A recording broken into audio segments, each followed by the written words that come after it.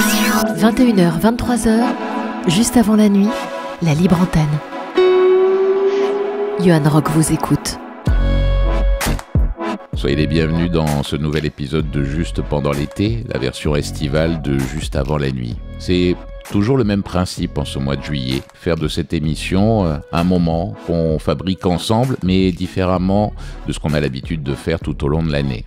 Voilà comment on procède. Vous m'écrivez, vous m'envoyez des messages pour choisir un ou plusieurs témoignages, des histoires des auditeurs qui vous ont marqué depuis que vous écoutez cette émission. Et chaque mardi de l'été, à partir de 21h, on réécoute en podcast ensemble un ou plusieurs témoignages. Cette semaine, j'ai retenu 2 témoignages dont le point commun est d'être chargés d'optimisme, d'humeur, d'espoir. Ils sont plus courts ces témoignages qu'à l'accoutumée, mais pas moins intenses par ce qu'ils racontent. On en écoutera un premier d'ici quelques minutes. En attendant, je voudrais débuter cette émission en saluant Marie-Claude, une auditrice fidèle. Marie-Claude qui traverse une épreuve très difficile et pour qui j'ai une pensée ce soir. Vous le savez, comme on le fait durant toute l'année, cet été, vous continuez de m'envoyer vos messages par email, social@johanrock.fr ou alors via les réseaux sociaux. Mon compte Instagram, c'est Instarock, ROQES, tout attaché. J'ai reçu, il y a 3 jours de cela, un message lui aussi enjoué, plein d'humeur et plein d'espoir, qui m'a été envoyé par Géraldine. Bonsoir Johan. Je vous écris ce soir le cœur léger, après avoir écouté votre émission de la semaine dernière en podcast. C'est top que vous ne nous laissiez pas pendant l'été. Tout s'arrête à la télé et à la radio. Et juste avant la nuit, ça continue. Tant mieux. Géraldine m'écrit « J'avais envie de partager avec vous et les auditeurs une nouvelle qui m'apaise. Enfin, j'ai retrouvé du travail. Ça faisait 15 mois que je cherchais. 15 longs mois pendant lesquels j'ai essuyé refus sur refus. Ou plutôt, absence de réponse sur absence de réponse. Les entretiens, lorsque j'en décrochais, se passaient bien. Du moins en apparence. Mais invariablement, il y avait ce regard de la part de celui ou celle qui recrutait, qui en disait long, toujours sur l'issue de ma candidature. Je suis trop vieille pour ce job. C'est du moins ce que je me disais à chaque fois que je sortais de là. Je sentais bien qu'à 56 balais, j'étais plus bonne à rien pour beaucoup d'employeurs. Une fois encore, c'est ce que je me disais. Et c'est la raison que je me donnais pour justifier le fait d'être toujours sur la touche. Il y a 1 mois et demi, un miracle s'est produit. Une amie d'une amie d'une amie. Vous savez, ces réseaux invisibles qui parfois nous sauvent. Cette personne m'a parlé d'un poste dans une PME. Le directeur, lui-même sexagénaire, cherchait quelqu'un d'expérimenté. L'entretien s'est merveilleusement bien passé. Il y en a eu un second et j'ai signé mon contrat. J'ai commencé à bosser il y a 1 mois et j'ai eu l'impression d'avoir 20 ans. J'avais oublié cette sensation de me sentir utile, d'avoir un projet, un rythme. Même William, mon mari, me trouve transformé depuis. Et c'est normal. C'est important d'avoir un boulot. Je voulais partager cette histoire pour toutes celles et ceux qui écoutent votre émission, qui peut-être traversent la même épreuve que j'ai traversée il y a quelques semaines. Faut pas lâcher, pas se laisser couler. Les opportunités arrivent, parfois, par des chemins détournés. Merci Johan de nous accompagner à travers cette émission avec vos mots réconfortants et ces histoires qui nous accompagnent. Signé Géraldine, près de Dunkerque. Félicitations Géraldine. Et vous avez raison pour ce qui est des chemins. Parfois il y en a certains qu'on occulte, qu'on ne calcule même pas, et c'est pourtant ceux-là qui nous mènent là où on souhaitait aller. Félicitations Géraldine. 21h, 23h, juste avant la nuit, la libre antenne. Johan Rock vous écoute. Vous êtes 2 cette semaine à m'avoir envoyé des messages au sujet d'une même histoire. Suzy et Joséphine. Vous avez toutes les 2 voulu réécouter l'histoire de Claude. Je ne vais pas en dire plus. Et on va réécouter tout de suite ce témoignage. Bonsoir Claude. Bonsoir Johan. Claude, je suis ravi de vous parler. Vous savez qu'on m'a beaucoup parlé de vous. C'est vrai ? Bah oui, mais il y a des gens qui travaillent dans cette émission qui vous ont parlé au préalable, le standard, et puis Mathilde qui prépare cette émission, elle m'a dit, mais ce gars-là, il faut que tu le parles, absolument. Bon. Vous avez 87 ans ? Non, je vais avoir 87 ans. Bon, ah oui, d'accord, pardon, je vous vieillis de... Dans combien de temps vous les avez, les 87 ? Le 27 mars. Bon, alors je vais pas vous vieillir, il reste encore 1 mois. 86, donc. Vous m'appelez de Biarritz ? Tout à fait. Vous êtes un homme de Biarritz depuis le début, depuis la naissance ? Non, je suis parisien. D'accord. Qu'est-ce Je qui fait suis que à Paris. Qu'est-ce qui fait que vous êtes arrivé à Biarritz il y a combien d'années? Alors, la première fois que je suis venu à Biarritz, j'avais 2 ans. Mhm. J'ai mon oncle, je sors d'une famille de musiciens. Mon grand-père était facteur d'orgue sur Paris, mon oncle également, et un troisième oncle qui était pianiste d'orchestre. D'accord. Je suis venu en 1939. Mon oncle avait réparé l'orgue de Sainte-Eugénie à l'époque. Et voilà, j'ai débuté la première fois que je venais à Biarritz. Alors vous êtes retraité. Qu'est-ce que vous avez fait dans la vie, vous? Professionnel. J'étais banquier. Banquier. Quelle est votre situation de famille aujourd'hui, dites-moi? Alors, je suis veuf depuis 8 ans. Voilà, j'ai perdu ma femme il y a 8 ans et nous avons eu 56 ans de bonheur. J'ai une fille qui a 61 ans. Mes petits-enfants ont 35 ans, Julien 35 ans, Rémi 33 ans. Ouais. J'ai mes arrière-petits-fils, j'en ai 3. Dis donc. Ah ouais. Ça va faire bizarre ça, non, quand même, de parler à ses arrière-petits-enfants? Non, pas du tout. Non? Non, pas du tout. Pas du tout. Quand je dis bizarre, Oui. ça ne veut pas dire désagréable, mais c'est... Non, mais c'est formidable. Je veux dire là, vertigineux, se dire voilà, ça continue, de génération en génération, la lignée continue. Mais bien sûr. Vous, de ce qu'on m'a raconté de votre histoire, vous avez, et c'est pas donné à tout le monde, concrétisé un rêve de gosse, devenir chanteur à l'âge de 80 ans. Vous allez me raconter qu'est-ce qui fait que le rêve a pu enfin devenir réalité. Oui. Vous m'avez dit que vos parents étaient, enfin, vous aviez de la famille, des gens. Mes grands-parents étaient dans la musique. Mon grand-père était facteur d'orgue. Et donc, un autre, voilà. C'est pour ça que j'ai été bercé dans ce domaine-là. et on m'a dit que votre maman aussi, c'est elle qui vous avait appris à chanter. Ma maman m'apprenait à chanter pendant la guerre. Ouais. Qu'est-ce qu'elle vous apprenait à chanter? Vous vous rappelez, vous, d'une mélodie? Mais bien sûr, les chansons de Charles Trenet, de Louis Mariano, j'ai tout le répertoire.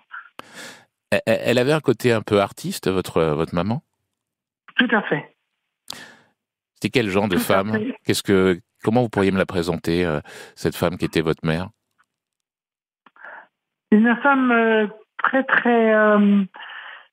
qui était également dans ses rêves. Elle, c'était la chanson, la musique et tout ça. Comme ses parents étaient dans ce domaine-là, elle était bercée dans ce domaine-là, étant toute jeune. Malheureusement, elle n'a pas pu concrétiser ses rêves parce que naturellement, il y a la guerre et tout ça. Mais c'est elle qui m'a inculqué, vraiment la musique et la chanson. Vous avez des souvenirs, vous, enfant, de la guerre? Absolument. Absolument. Quelle est la première image qui vous revient quand vous pensez à la guerre, enfant? La présence d'un désastre. J'avais l'impression que tout s'effondrait devant moi. J'ai été élevé dans un tout petit village de l'Oise qui s'appelle Boursonne-Coyol. Et donc, je suis allée à l'école dans ce village-là et il y avait 2 de mes camarades, des enfants juifs qui avaient été dénoncés. La Gestapo est rentrée dans ma classe. Excuse-moi. Ils sont rentrés dans ma classe, ils sont venus les chercher, j'ai dit, je m'ai revu. Voilà. Et donc, je suis retournée dans mon village il y a 4 ans. Il y avait une plaque qui était mise sur mon école. J'en ai même fait un reportage. Voilà. Vous êtes resté avec vos parents pendant toute la guerre, dans ce village? Avec ma mère, parce que mon père était parti prisonnier. Vous étiez tout petit à l'époque. Qu'est-ce Oui, que... j'ai beaucoup de mémoire. J'ai une mémoire extraordinaire. Ma maman m'a donné une valise de photos et de... Elle m'a tout donné. C'est pour ça que maintenant, j'ai mon point de repère et j'ai décidé d'écrire un livre. la chanson, c'était un peu d'insouciance dans un monde brutal et catastrophique, comme vous venez de le décrire. Quand votre mère vous chantait, ça a apaisé un peu le petit garçon qui était conscient de tout le malheur qui se trouvait autour de lui. Absolument, absolument, absolument. J'étais dans le seul bistrot et épicerie du village, et là j'ai connu les Allemands et j'ai connu les Américains. Et les Allemands, ils m'ont emmené à la Commandantour. J'avais 4-5 ans par là. Ils m'ont emmené pour me donner des chocolats. Et ma mère me laissait partir. Incroyable. Parce qu'ils avaient, eux aussi, ils avaient laissé leurs enfants. Vous êtes arrivé, vous disiez, vous avez travaillé dans la finance, dans la banque. Vous êtes parti de ce village. Où est-ce que vous avez fait où est-ce que vous êtes établi adulte avant d'arriver à Biarritz? Alors, je suis retourné à Paris pendant la guerre. D'accord. Après la guerre, je suis revenu à Paris. Et la chanson, bien que vous n'en ayez pas fait votre vie, c'était toujours là. Vous chantiez? Qu'est-ce que vous faisiez? Vous chantiez où? Vous chantiez dans votre maison, en robe de chambre, entre le salon et la cuisine? J'ai parti d'une chorale, j'avais 17 ans. J'ai travaillé dans une banque. Je suis arrivé comme groom à 14 ans et demi au Crédit Commercial de France Champs-Élysées à l'époque. Et là, j'avais fait la rencontre de la mère d'Antoine Blondin. C'est une collègue qui m'avait présenté. Et j'ai récité un poème à Radio Luxembourg à l'époque. D'accord. Rue Bayard. Donc, la mère d'Antoine Blondin, le romancier, qui est notamment à qui on doit le Saint-Jean d'hiver, hein, le film avec Gabin et Belmondo. Oui. De ce qu'on m'a raconté de votre vie, ensuite, vous avez consacré beaucoup de temps à votre famille, hein, c'est ça, Claude, à votre fille et puis à votre femme. Bien sûr. C'était la priorité, votre famille? Ah, tout à fait. Ma femme m'a fait 30 ans de maladie Alzheimer, de dépression. Donc, c'était ma priorité. Faut une santé psychique de fer pour vivre et accompagner une personne qu'on aime, qui vit la dépression au quotidien? Oui. Je suis un très grand sportif. Quel rapport? Le mental? Non, pour vous dire, pour tenir le coup. Le mental. Le mental. Je fais partie des ours blancs de Biarritz. Alors c'est quoi ça, les ours blancs de Biarritz? On passe du coq à l'âne. Toutes les personnes qui s'éveillent étaient comme hiver. D'accord. C'est une institution de Biarritz qui date depuis 1929. D'accord. Mais revenons à votre femme. Vous avez essayé de la sauver. Est-ce qu'on peut... vous avez tout fait pour que son quotidien soit moins compliqué que sa maladie psychique imposée. C'est ça? Mais bien sûr. N'oubliez pas que c'était mon premier amour. Mais je ne sais pas. On ne se connaît pas, Claude. Je vous le dis. Comment s'appelait cette femme, votre femme? Elle s'appelait Colette. Qu'est-ce que vous partagez de plus fort, de plus intime, tous les deux depuis le début, Colette et vous? C'est l'amour.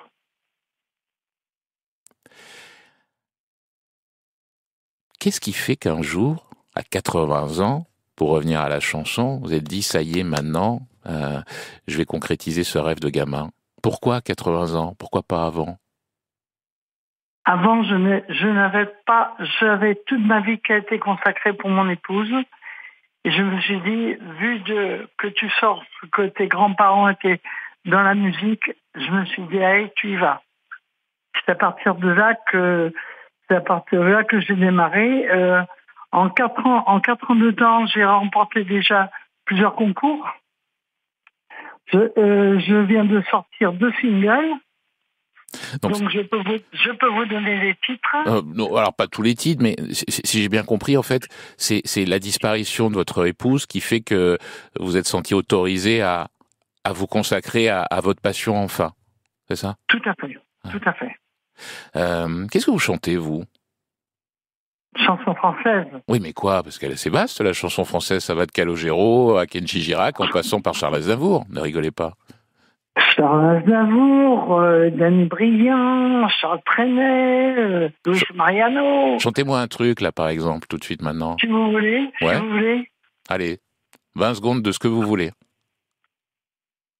Oh, la belle vie, Ah, Sacha. sans amour, Sacha sans Distel. souci, sans problème. Oui, la belle vie. Ça résume bien les choses. Vous chantez où, alors? Est-ce que je peux vous voir, par exemple, si je musarde à Biarritz, un de ces quatre, comme ça? Est-ce que je peux croiser Claude Bien en train de chanter? Où Bien ça? sûr, je vais dans tous les bars où il y a de la musique. Je vais à un établissement qui s'appelle le Prohibido. C'est une boîte de jazz. Et je vais chanter là-bas. Vous éprouvez quel type d'émotion quand vous êtes sur scène, quand vous chantez devant des gens, un public? C'est beaucoup d'émotions, mais beaucoup de bonheur. Vous auriez voulu, vous, être un artiste? Oh oui. Non, mais je veux dire, Oh. être un artiste, vous savez, sortir de scène, signer des autographes, recevoir des roses d'admirateurs, admiratrices. Est-ce que ça, par exemple, un jour... Mais bien sûr, c'est ce que je commence actuellement. Ah, pardonnez-moi. Et alors, vous avez des admiratrices depuis 7 ans? Mais bien sûr. J'ai des personnes qui me suivent depuis le premier confinement. Ah oui, c'est à partir de... Ouais. Parce que je suis sur les réseaux sociaux. Ah, bon. Et alors, donc, vous Je recevez... suis sur Facebook Ouais. et pour vous donner une indication, le premier confinement, séance de gym sur ma ville, sur mon balcon le matin, qui était retransmise sur mon Facebook, et le soir, je vais interpréter 15 chansons. D'accord. Ah oui, nécessité fait loi, effectivement, il n'y a pas de salle, on ne pouvait pas sortir, donc vous chantiez sur le balcon. Eh bien sûr. Tiens, dites-moi, si vous aviez 20 ans aujourd'hui, pensez que vous tenteriez l'aventure de, je sais pas, de télécrocher comme The Voice ou la Starac, comme le font les petits jeunes aujourd'hui? Mais bien sûr que oui. Vous regardez, vous, la Starac? Enfin, est-ce que vous la regardiez jusqu'à ce que ça s'arrête il y a quelques jours? Mais bien sûr. Bien sûr. Je regarde The Voice. J'ai même une vidéo qui est partie l'année dernière à The Voice. Et alors, est-ce que la production vous a répondu quand vous avez envoyé... Donc, vous avez candidaté pour faire l'émission? Non, mais ils m'ont pas répondu, mais c'est parti quand même en vision. Donc, vous découragez pas. Peut-être qu'un jour, Claude... Non, mais je ne me décourage pas. Pas du tout. Vous avez dit au Standard, aujourd'hui, je viens à un bien-être incroyable. Oui, tout à fait. Qu'est-ce que vous avez envie, là, pour c'est quoi l'objectif dans les prochaines semaines, les prochaines années? C'est quoi le but ultime de Claude? C'est de faire plaisir aux autres. Je ne vous ai pas tout dit, mais je suis à Radio Biarritz. Ah, faites de la concurrence. Ah oui, non, pas tout à fait. Je suis avec Radio Biarritz depuis 6 mois et je participe à l'émission du vendredi matin. On m'appelle le troubadour. Bon, très bien. Et donc, qu'est-ce que vous faites? Vous chantez le matin? Bien sûr, et je réponds aux questions des auditeurs. Et des auditrices et des auditrices, naturellement. Qui vous suivent depuis au-delà du balcon. Bon, écoutez, merci Claude. J'étais content de vous parler. On pourrait se quitter avec quoi? Une dernière mesure de quelque chose, là. On a fait Sacha Distel. Vous avez le choix de l'artiste pour se dire au revoir. Mettez-moi Luis Mariano. Chantez-moi Luis Mariano. Je vous écoute. Mexico. Vous me prenez au dépôt. Ah non. On a chanté les Parisiennes, leurs petits nez, leurs chapeaux. On a chanté les Madrilènes qui vont aux arènes pour les toreros. Salut Claude. Au revoir. À bientôt. Au revoir. 21h, 23h, juste avant la nuit, la libre antenne. Johan Rock vous écoute. C'était donc le témoignage de Claude qui, à l'âge de 80 ans, a décidé de faire enfin ce qu'il avait envie de faire toute sa vie, chanter. Si vous aussi vous voulez retrouver, réécouter une histoire qui vous a marqué depuis que vous écoutez la Libre Antenne, qu'à cela ne tienne, vous m'envoyez un petit message en privé sur mon compte Instagram ou alors sur la boîte email dédiée à cet effet, social@johanrock.fr, Johan, j'appelle J-O-H-A, 2 N. Je vais vous lire à présent un message qui m'a été envoyé par Geneviève. Ça commence comme ça. Bonsoir Johan. Des incendies à Marseille, jour de grand vent, c'est toujours impressionnant. La population ici n'a pas peur de grand-chose. Le mantra, crainte des gains, peur de personne. Ce mantra est cimenté dans les esprits. Par contre, le feu. La ville de Marseille n'est pas ronde. Mais comme la majorité des villes, elle est une grande bande qui s'étend sur 50 km de côte. Elle est entourée d'un immense cirque de collines. Autant dire que le feu, quand il prend, jour de grand vent, se propage vite face à la mer. Les petits cons entre guillemets, les petits cons qui allument probablement ces feux, n'ont peut-être pas autant analysé le phénomène. Mais ils ont bien compris que le vent active le feu. L'origine peut également être à visée immobilière. Un terrain brûlé devient a priori constructible. Ici, il s'agit d'une voiture incendiée sur l'autoroute, à l'entrée de Marseille, à proximité des habitations. Le procédé est nouveau, aucune nouvelle du propriétaire de la voiture et de la cause de l'incendie. Tiens donc, s'agit-il d'une voiture volée ? Silence radio. En tous les cas, s'il s'agissait ici de faire peur et de semer le chaos, c'est réussi, vu les dégâts matériels et le désordre créé notamment dans les transports. Heureusement qu'il n'y a pas de mort. Tout le monde ici a son expérience ou son souvenir par rapport au feu. Pour moi, m'écrit Geneviève, c'était il y a 30 ans. Un grand incendie dans le cirque des collines, parti également des quartiers nord et qui se rapprochait des habitations. C'était très impressionnant la nuit où les distances semblent plus courtes. Nous avions des invités ce soir-là.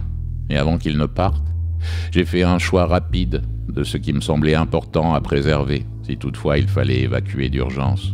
Et mon choix s'est porté sur l'irréparable, les photos de famille que je leur ai confiées. J'ai eu d'ailleurs pendant longtemps ensuite une valise, toujours prête, avec un nécessaire de première nécessité pour partir de chez moi à tout moment, en éventuelle urgence. Signé Geneviève. 21h, 23h, juste avant la nuit, la Libre Antenne. Johan Rock vous écoute. Cette semaine, c'est un Juste pendant l'été, version estivale de Juste avant la nuit. Un épisode donc avec plus de lumière que de nuages. Après le témoignage de Claude qui a raconté comment à l'âge de 80 ans, il a décidé de se consacrer à sa passion de toujours, le chant. Une deuxième histoire que Catherine a voulu réentendre. Je cite le message qu'elle m'a envoyé. Je me souviens avoir entendu cette auditrice derrière mon poste de radio. C'était en direct. Elle parlait du désert qu'elle avait traversé et à ce moment précis, je me souviens avoir voulu aussi, à mon tour, partir à l'aventure. Je me suis même dit que j'aurais aimé avoir cette femme comme amie. Merci Catherine pour ce message. Et puisque c'est votre envie, puisque vous m'avez écrit, et puisque c'est surtout le principe de cette version estivale de la Libre Antenne, on va réécouter cette histoire. Bonsoir Geneviève. Bonsoir Johan. Vous avez 64 ans, 74 ans. Ah bah ouais, ne me rajeunissez pas. Ah bon, non. Pourquoi vous voudriez pas ça? On va pas assumer. Hein. Vous habitez en région lyonnaise.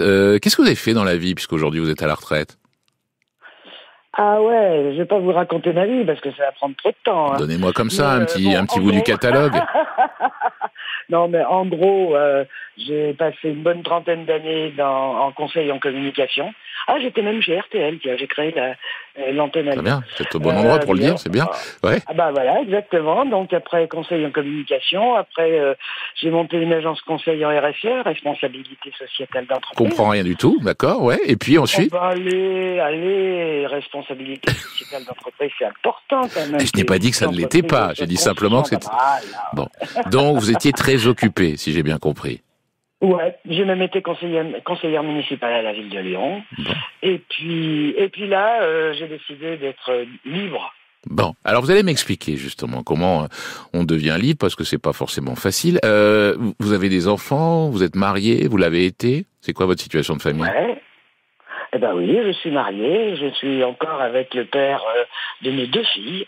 Qui est dans la péniche, dans la pièce à côté. Il est en train de regarder la télé, ouais. Alors justement, vous avez lâché le mot. Vous, il y a un peu plus de 40 ans, de ce qu'on m'a raconté de votre vie, vous avez décidé de ne plus vivre dans un appartement ni une maison, mais de vous installer sur une péniche. Et c'est peut-être ça que vous appelez la liberté, vous? Ouais, ça fait partie de la liberté, ça, oui, c'est sûr. La péniche, le choix de la péniche, ça fait partie de la liberté. Alors attendez, avant la péniche, vous allez m'expliquer par exemple, vous, quand vous étiez enfant, vous avez vécu dans une maison? Ah bah quand j'étais enfant, oui, j'étais dans une maison, j'étais à Mâcon. Oui, non, bah bon, je vais pas vous raconter ma vie, c'est pas très intéressant quand même. J'étais une enfant comme les autres, sauf que mon père voulait un garçon et que j'étais une fille, et il a dit ah ouais, je vais t'élever en garçon, ma coquine. Et il a bien fait. Attendez, Geneviève, ça veut dire quoi, élever en garçon? Ben, ça veut dire que dans les années 50, vous voyez, quand vous étiez une fille, vous n'aviez pas beaucoup de droits. Et mon père, dans son expression « je vais t'élever en garçon », il a dit « tu auras les mêmes droits que les garçons ». Finalement, votre père, on pourrait dire aujourd'hui, en voyant et en regardant comment il était avec vous à l'époque, il serait presque féministe?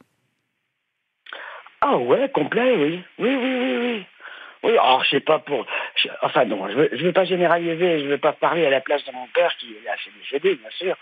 Mais ce qui est sûr, c'est que voilà, il m'a regardé en sortant du ventre de ma mère et il a dit celle-là, elle aura les mêmes droits qu'un garçon, cette fille. Mais alors, et là, c'est bien. Dans votre éducation, comment ça s'est concrétisé, ça, par exemple, ce désir, cette volonté de votre père? Ça s'est concrétisé par des espèces de mantras, si vous voulez. Il me disait très souvent, sois autonome, ma fille.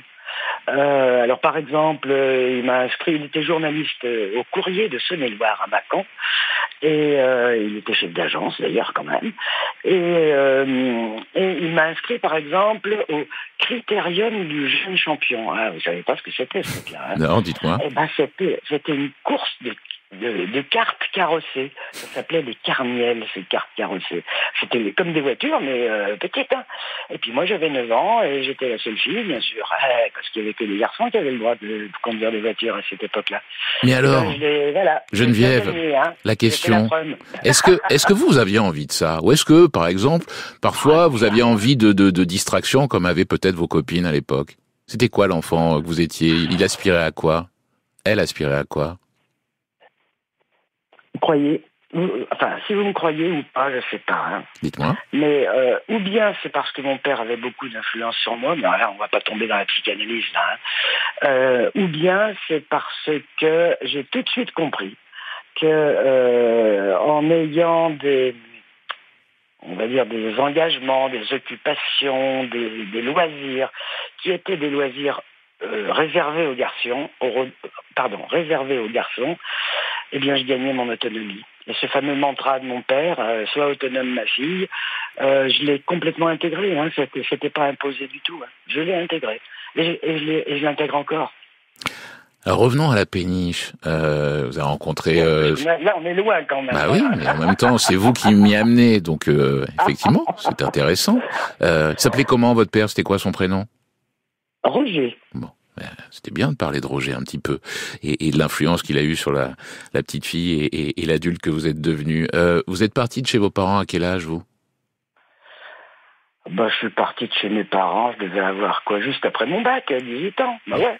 Vous avez rencontré un homme qui est devenu votre mari, le père de vos enfants. Qu'est-ce qui fait qu'un jour, il y a eu un déclic et vous êtes dit, j'en ai marre de vivre dans une maison? Même dans un appart, c'était même pas une maison. À cette époque-là, quand j'étais marié au début avec mon mari, on était dans un appartement, quoi, et voilà. Et puis ensuite, on s'est dit, enfin, c'est moi qui disais ça. Je lui disais, Paul, j'en ai marre d'être en sandwich entre celui du dessous et celui du dessus. Et donc là, il m'a dit allons ailleurs. Et donc on a loué une maison dans les Monts d'Or. Alors vous connaissez pas les Monts d'Or parce que vous n'êtes pas de Lyon. C'est une merveilleuse campagne qui est autour de Lyon. Une colline avec des arbres, des champs et à l'époque des vaches. Et on a habité une ferme dans les Monts d'Or. Alors c'est quoi? C'est une quinzaine de kilomètres du centre de Lyon, c'est pas très loin. Et on a vécu, en effet, dans cette ferme pendant un bon bout de temps. Et puis, on avait notre première fille, et c'était très bien. Je continue ou bien je parle trop? Qu'est-ce qu'on voit depuis, puisque vous vivez depuis un peu plus de 40 ans dans une péniche, qu'est-ce qu'on voit aux fenêtres de votre péniche le matin quand vous vous réveillez, vous? Ça dépend du temps qu'il fait. Ça change tous les jours, c'est merveilleux. Je me réveille le matin parfois et il y a un léger brouillard qui danse sur le Rhône. C'est superbe. Ou bien un grand soleil qui se fait des reflets sur l'eau du Rhône. Et puis, il y a des oiseaux, il y a plein d'animaux sur un fleuve. Bien sûr, il y a des mouettes, il y a des cormorans. Les cormorans, ils sont pas très gentils, ceux-là, hein, parce qu'ils bouffent trop de poissons. Alors dites-moi, Geneviève, cette péniche, elle est toujours amarrée depuis 40 ans au même endroit ou vous baladez avec depuis? Alors, on se baladait avec. Là, on a un peu arrêté quand même. Mais on était toujours, on a toujours été à cet endroit-là. Enfin, notre port d'attache, c'était là où nous sommes, c'est-à-dire sur le Rhône, rive gauche, juste en face l'Opéra de Lyon. Ou en face l'hôtel de ville de Lyon, si vous voulez. C'est pareil. Dites-moi, ça offre quels avantages? Moi, j'ai jamais vécu sur une péniche. Bon, c'est bien comme ça, sur le papier, c'est rigolo, mais est-ce que vraiment on se sent plus libre? Puisque c'est votre mot tout à l'heure en début d'échange. Moi, mon envie, c'était d'être libre, vous avez dit. C'est sûr. Oui, on est libre. Alors, moi, je ne l'ai pas fait parce que nous travaillions, mon mari et moi, à Lyon. D'ailleurs, c'est pour ça, hein, quand j'ai oublié de vous dire pourquoi on a acheté une péniche. Pourquoi j'ai acheté la péniche. C'est vous qui décidez, ouais, compris. Parce qu'on habitait donc dans la campagne, une ferme, et que on mettait quand même 3 quarts d'heure pour aller bosser tous les deux. Et ma fille, qui commençait à aller à l'école, devait aller à l'école à travers champs parce qu'il n'y avait pas de transport en commun. Et donc ça allait bien pour descendre parce qu'on était sur une montagne et c'était plus dur pour elle pour remonter. Et donc on a décidé qu'il fallait qu'on aille en ville. Et comme je vous le disais tout à l'heure, j'avais pas du tout envie d'être dans un appartement coincé entre celui du dessus et celui du dessous. Et rapidement, hein, le coup de peau, c'est qu'il y a un voisin qui me dit tiens, je vais visiter une péniche. C'était un dimanche. Bon, je viens avec toi, j'ai rien à faire, allons-y. Et là, c'était une péniche de transport, hein, donc il n'y avait rien dedans. Hein. Enfin, si, il y avait même encore un tas de cailloux, mais il n'y avait pas de fenêtre. Oui, c'était une péniche de transport. Et là, je dis rien. Je passe dans la cale. Et je dis au marinier, pourquoi vous la vendez, votre péniche? Le marinier, il avait 70 ans, il était presque aussi vieux que moi. Il dit, voilà, j'ai vécu toute ma vie là-dedans. Faut que je m'arrête. Puis c'est une péniche, c'est une vieille péniche, en 1930. Elle a un vieux moteur. Donc faut que je m'arrête. Donc, il y a deux choses l'une. Ou je la vends, ou je l'emmène au déchirage. Ah ouais. Le déchirage, ça veut dire qu'on la coupe en petits morceaux et voilà. Vous l'avez sauvée, cette péniche, en l'achetant? Ouais, parce que je lui ai dit, écoutez, allez, vous en voulez combien? Allez, je vous dis pas le prix, mais c'était ridicule. Je l'ai acheté au prix du déchirage. Le prix qu'on lui aurait donné de la tôle s'il l'avait emmené au déchirage, je crois. Dites-moi, elle portait un nom, cette péniche? Oui, forcément, toutes les péniches ont un nom. Ah bah oui, mais elle portait un nom qui n'était pas possible. Elle était de la flotte Solvay. Solvay, je ne sais pas si vous connaissez, c'est une grosse entreprise qui avait à cette époque-là la plus grosse flotte de péniches de transport de France. Et elle s'appelait Solvay 69. Alors, ceci dit, 69... C'est votre génération. Oui, d'abord, c'est ma génération, mais 69, le Rhône, c'est 69. J'ai bien compris. Voilà. Ah, on voit les signes qu'on veut voir, Geneviève, enfin voyons. Elle était prédestinée, cette péniche. Et donc, voilà, j'ai dit, je l'achète, et je suis remonté dans ma campagne, et j'ai dit à mon mari, Paul, nous sommes propriétaires d'un bateau de 38,50 mètres de long. Dites-moi, je vois bien que c'est l'amour fou depuis des années, Paul et vous, mais j'ai l'impression... Vous décidez de tout, en fait. Paul, il suit, non? Oh non, il fait plein de choses. C'est pas la question que je vous posais. La liberté, on parlait de liberté. La liberté, elle existe dans le couple aussi. Oui, j'espère bien. Sinon, ça marche pas. On m'a dit, Geneviève, que demain, vous alliez partir pour le désert. Ouais. Vous allez partir seul ou avec Paul dans le désert? Non, pas avec Paul, parce qu'il aime bien son confort. Il n'aime pas trop le côté aventureux. Donc, et encore une fois, le secret d'un couple, c'est d'avoir sa vie, des vies différentes, et pas être tout le temps l'un sur l'autre, c'est pas possible ça. Et donc c'est très bien, après on se raconte nos aventures. Donc moi je pars, en effet, demain matin. Pourquoi dans le désert. Pourquoi vous partez dans le désert? Parce que j'aime le désert, parce que c'est la liberté, ça aussi. Vous partez où dans le désert? Parce que le désert, ça peut vouloir dire beaucoup de choses. Oui, je pars dans le Sahara, je pars cette fois-ci, je pars dans le sud algérien, à la frontière du Niger, si vous voulez, ça s'appelle le Tadrart. Et c'est la suite du désert libyen, parce que le désert n'a pas de frontières, c'est bien connu, hein. Et donc ce sont des dunes montagnes, quoi. C'est des dunes gigantesques, des rochers merveilleux avec des peintures rupestres, des gravures rupestres. Et là, il n'y a personne et on est libre. C'est la première fois que vous partez dans le désert, Geneviève? Vous rigolez? Johan, ça fait 24 ans, ça va faire la 24e année que je Tous pars les dans ans? le désert. Tous les ans, à la même période, vous partez? Quasiment. Il y a même des années où j'y suis allé 2 fois par an.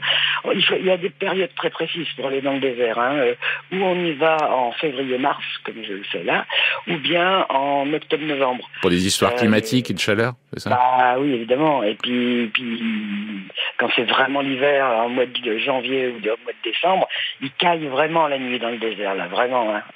Mais donc, faut éviter. J'ai besoin de savoir, moi, parce que je me suis jamais retrouvé les 2 pieds plantés entre 2 dunes, au milieu de l'immensité. Qu'est-ce qu'on éprouve quand on est au milieu du désert? On ressent.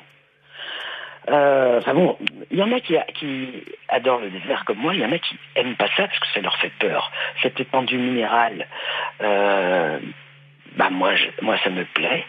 Et ça nous donne la dimension de notre petitesse, de petite personne, aussi bien au niveau de la géographie, puisque là on est dans le désert à 360 degrés, il y a des dunes partout et que du sable, et à la fois au niveau du temps.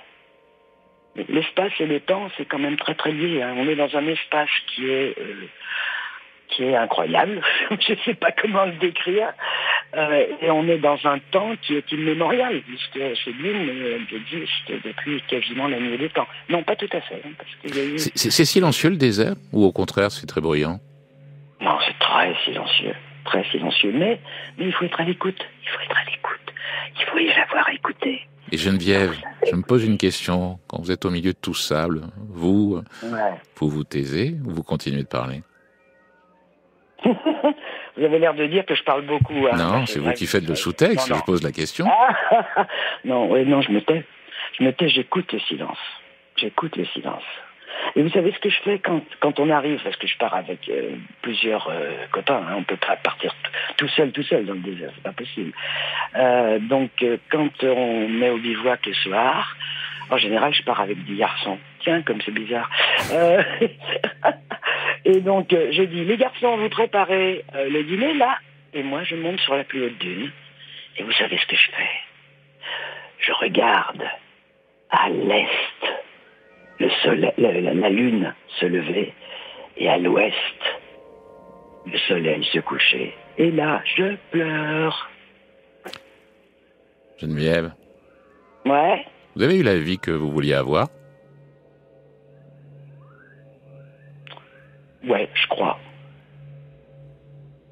Ouais, j'aurais peut-être pu faire mieux, hein, mais bon. Je fais ce que je peux. Je fais ma part, comme dirait le père Ravi. Je vous pose la question, Geneviève, parce que, comme ça, à vue de nez, je pense que vous êtes de la même génération que ma mère.